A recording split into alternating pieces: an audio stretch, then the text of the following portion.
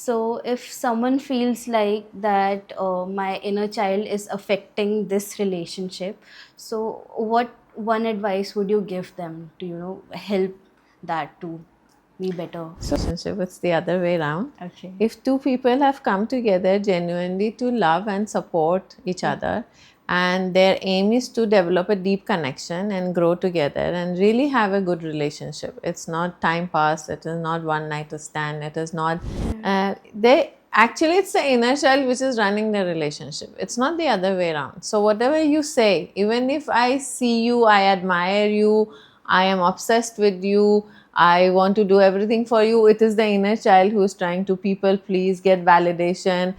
And now one person stubbornly wants to get his way or her way through by hook or crook. Now this is childish behavior. Yeah. You may be angry, you may be shouting, you may be roaring like a lion, but it's the childish behavior of a wounded inner child at play. And So is it possible that we're not choosing a partner, we're choosing an inner child, that feels familiar to our inner child? just people should do that. We must be balanced. We need to know where to have a sense of humor, where to be serious, where to rush to help, where to withdraw and hold a space for the other person to handle their own problems. Life is a balance of how we look at things, how we try, how we present and remain present with the situation, or also to know when to withdraw and let go. There's a deep sense of need for attention or approval or love. It is coming from a neglected inner child, either neglected, discarded, or completely forgotten inner child. All the love, understanding, attention from one person. And it is not in human capacity for anyone to play the role of everyone you missed in your life. Yeah, it is not. Can you do the same for your partner? You can't. You see and understand the partner the way it suits you. You're not ready to see why in the same first place you are having a partner like that who doesn't understand you, because you love the version of them which had the potential of understanding you. Hello everyone, welcome back to the channel. I'm Suryanshi, your host, and today we are going to talk about something that a lot of us carry, but I feel like not a lot of us talk about it deeply. You may have feel that sometimes you overreact to a situation. When you're talking to someone, if they don't reply, you feel neglected. Or if you are, in an argument, you feel rejected. So it is not necessary that it is you replying, but your younger version just trying to protect themselves. So, today we are going to talk about the most important topic, that is the inner child, and also how relationships evolve around it. So, today we have our host, Miss Seher. So, hello, ma'am. Thank you Hello. for joining us in. Thank you. Yeah. So, I would like to start off with, we know about the term inner child, but in your language, how would you describe inner child? So, inner child refers to the younger version of you. It can be from the time you were in the womb, even in the womb, till 2 minutes ago. If someone said something and either you took it in a way that was too personal, or you felt upset, or you didn't like it, or made you angry, So, all this is span of this lifetime, any time a version of you reacted to something or received something in a different way, that whole thing is called inner child.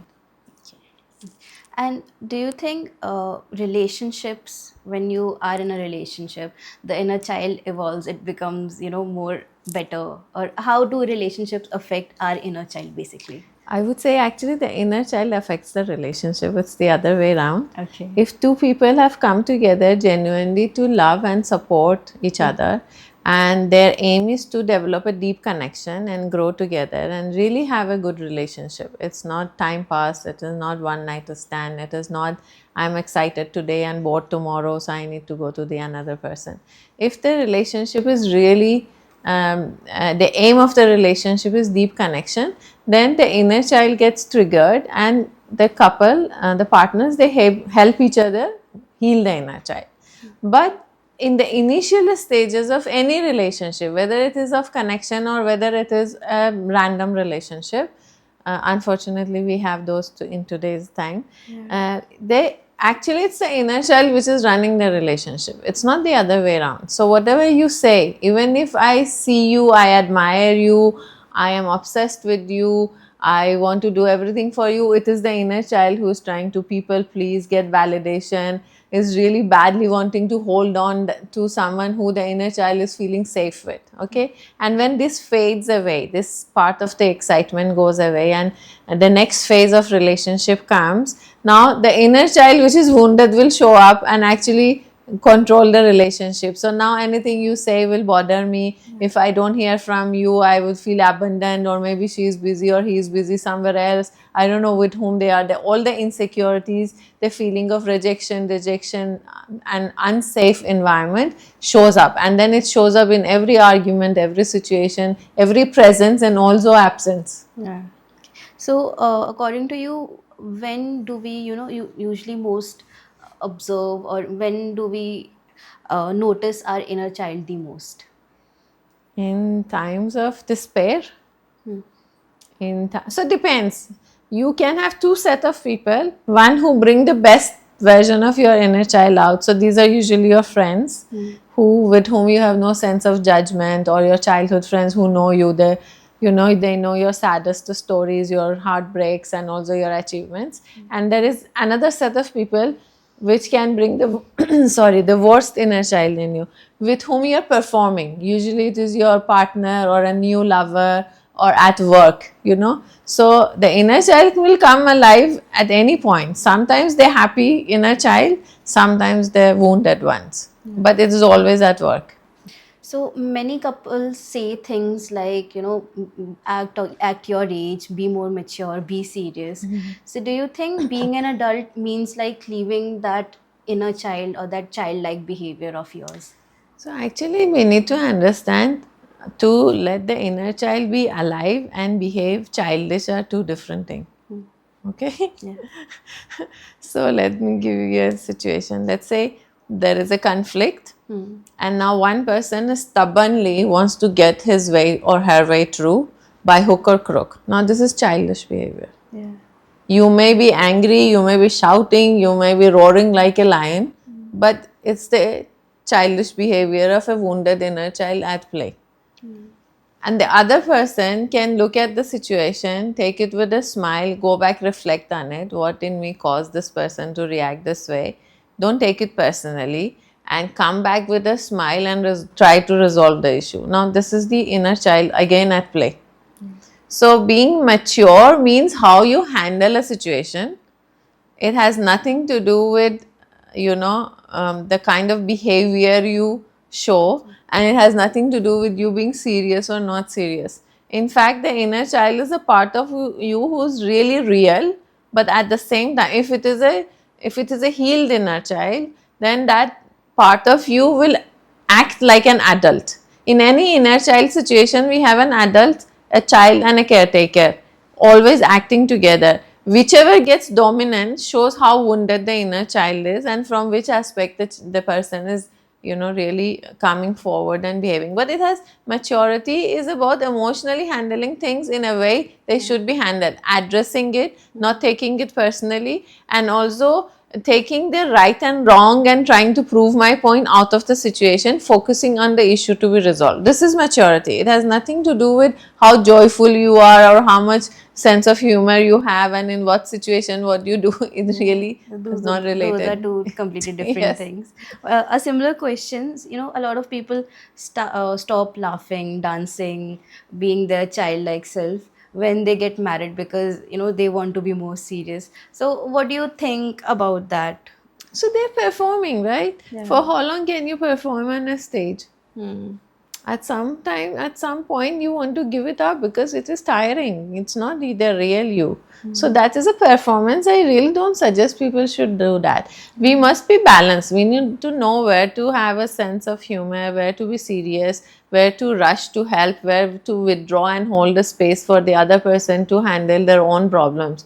Life is a balance of how we look at things, how we present and remain present with the situation, or also to know when to withdraw and let go. If we can balance this, then we don't have to perform, we don't have to be someone who we are not. You can be extremely childlike in a situation which demands you to enjoy and have fun, and also be extremely serious and attentive and present with the conflict and want to resolve it. Both the person should be existing. You can't be this or that, right? And I feel like that's the perfect balance. Yeah, it should be like that. It is the way it is supposed to be. I don't know what we are doing. Okay, you must have noticed even the smallest things cause a very big conflict in relationship. For example, not replying to text, and not paying attention to what they say. So do you think this is these are the things that are very small, or this is something very deep which is triggering them and causing them to act in such a bad way? Of course, it is a deep sense of need for attention or approval or love. It is coming from a neglected inner child, either neglected, discarded, or completely forgotten inner child. And now you want all the attention the family, the society, the friends, whoever didn't give you. Now you want all of that, all the love, understanding, attention from one person. And it is not in human capacity for anyone to play the role of everyone you missed in your life, right? So yes, it's a deep issue, but also very frivolous. Someone, my partner didn't like my post on social media, let's go divorce. I mean, seriously, have we become that shallow? Yeah. Yes, it is extremely small, frivolous, and petty. Yeah. But we need, if it is causing chaos and conflict, we need to understand how deprived the child was. Now, is it my job to take care of someone else's happiness? No, it is not. But if I'm seeing that my partner is suffering from something like this, in my capacity, I should be able to guide or try to help, or and there are some people who simply don't listen. So that's another story. But it is a serious issue while it is a very small and I mean negligible thing. So sometimes we tell our partner that you don't understand me, but in reality, we're expecting them to, be a parent and understand us and to heal something that is not for there to heal. So what do you think about this statement? So that's why they say, na, heal yourself so that you don't punish the ones who didn't cause the pain. Yeah. So it's mostly in case of partners actually, because they come to our life much later in life. By the time we have already been shaped by our wounds and our triggers and the family background and also their gifts. It's not that we only come with the wounds, we also come with a lot of good stuff. But something that triggers obviously is disturbing, and that is coming from a wound. Now, we are telling the partner, you don't understand me. The question is, do you understand yourself? How much of yourself do you know? That you expect another person to know what you don't know about yourself. And why should we even expect parents to know us or understand us? This is our job. This is my job to know who I am, what I want, how I want. And then if you're not able to do that, I should have decided before getting into a relationship with you, right? Now I have got into a relationship. Now I want you to do not only my job of knowing me, but also my parents' job and your job and everyone's job. not fair. So this is really something too much of expectation, and it is very stupid. No one can do it. So we will end up being frustrated and helpless, and we will start, projecting all our limiting beliefs about ourselves to the partner, and then obviously it will go bad. So the expectation of someone else understanding you is something which is impossible. We must understand ourselves and then draw boundary. Where we don't want someone to cross, the person should not cross. And when we want someone within our, space, and we want them to do a certain way, we can ask them. But to want someone to understand me while I don't even know myself is too much of expectation. That's not possible. That will lead to frustration, anger, and more of conflict than anything else. Yeah, that is not fair for your partner, I feel. Yeah, it is not. Can you do the same for your partner? You can't. You see and understand the partner the way it suits you. You're not ready to see. Why in the same first place you are having a partner like that who doesn't understand you? Because you loved the version of them which had the potential of understanding you. You didn't love the real person. who is, you know, madly in love with, let's say, with cricket, and when the TV is on, the whole world cease to exist for that person. Then you thought, I will change him. You know, you were in love with the idea of changing someone so that that person will pay attention to you. It's not going to work. It will never happen. Yeah. There are also times when, in a relationship, one person is too, connected, or too, they want their attention 24/7. And sometimes there are people who are just running away from it. Yeah. So, how do you see that kind of a. Because see, anything which is out of balance becomes difficult to handle. The whole of life is about learning to have little bit of everything, experiencing it fully, and then probably, you know, reshaping that experience, making it better. The experiences you like, you can enhance them and make them better. The ones you didn't like, you can drop them, right? So when I want your attention 24/7, I'm actually stealing your ability to pay attention, and for your, I'm stealing your ability to growth, you know, to grow. I'm stealing your time for yourself. I am invading your space and your energy, and I'm demanding too much. I'm asking you to do what I'm not able to do for myself. Now this becomes suffocating, because as human beings we are supposed to be free spirit. Now if someone wants to cage us, we will not like it. Right? That's why. So some people not only cage you, but also they want to clip your wings, so that even if you're outside the cage, you cannot still fly. Yeah. You know? And that's why a lot of people just run away from it. Just Yeah, we need to understand the person for who they are, not for who we want them to be. We can't change no one. Yeah, it's true. So, is it possible that we're not choosing a partner, we're choosing an inner child, that feels familiar to our inner child?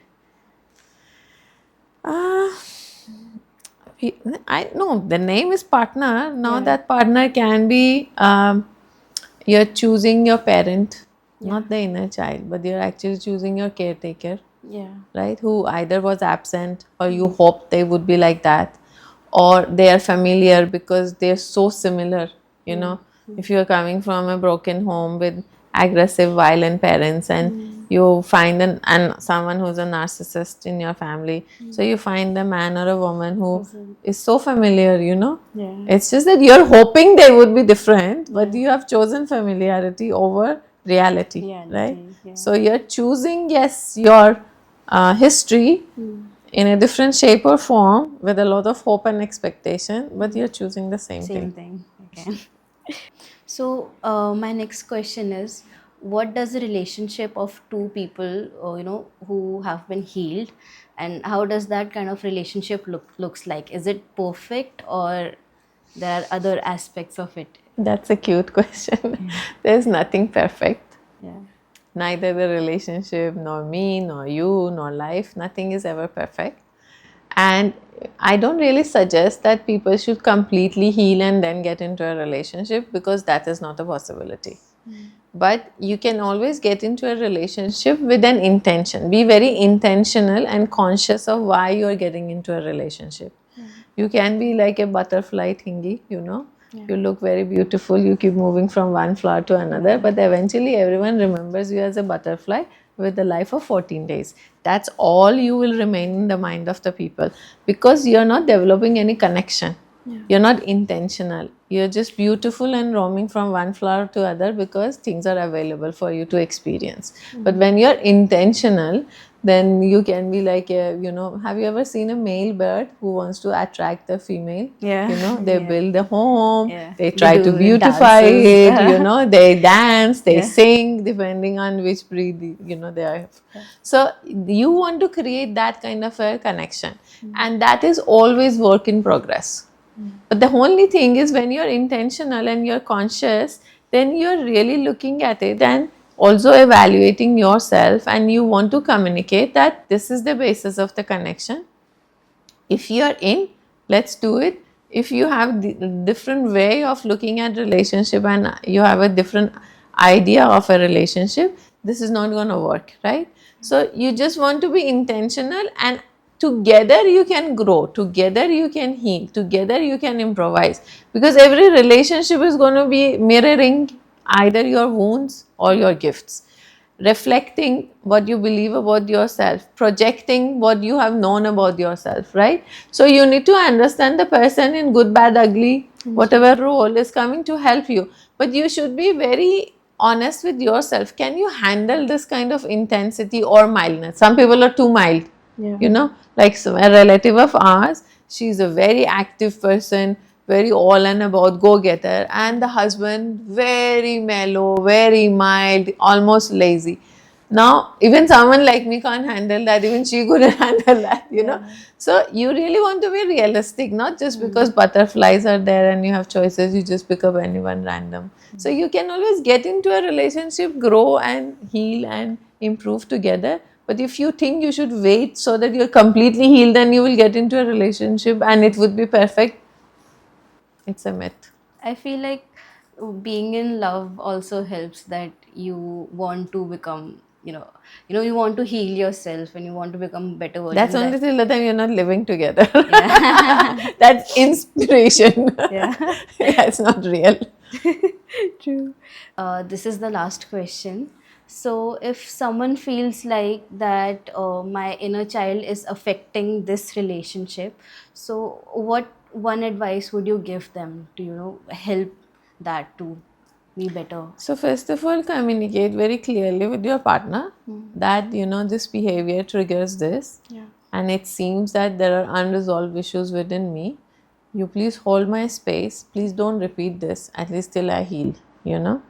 And then, of course, you want to find professional help and look at the inner child, because see, inner child is something you really, I suggest work with a seasoned therapist, Yeah. because there are too many layers, too much of judgment. There's a lot of loyalty towards the family where we say, don't wash dirty linen in public. You don't want to let things out. So there's no way you will be able to heal this talking to a friend or, like that. And there are certain intervention in inner child therapy which really helps you to move past those traumas and wounds. Counseling also can help, but I don't know how deep the counseling will go. It's a lot of talking and comforting and all of that. Introspection is there, but can it really remove the wound or heal it, or at least put some antiseptic on it Yeah. till the time it heals? I have no idea. So for inner child, you really need some real intervention. Hmm. Okay. So now these are the questions that I had today. So thank you so much for Thank joining me, you. ma'am. And I hope that our viewers take, the key takeaways from it, and me too as well. So thank you so much for joining us today. Thank you.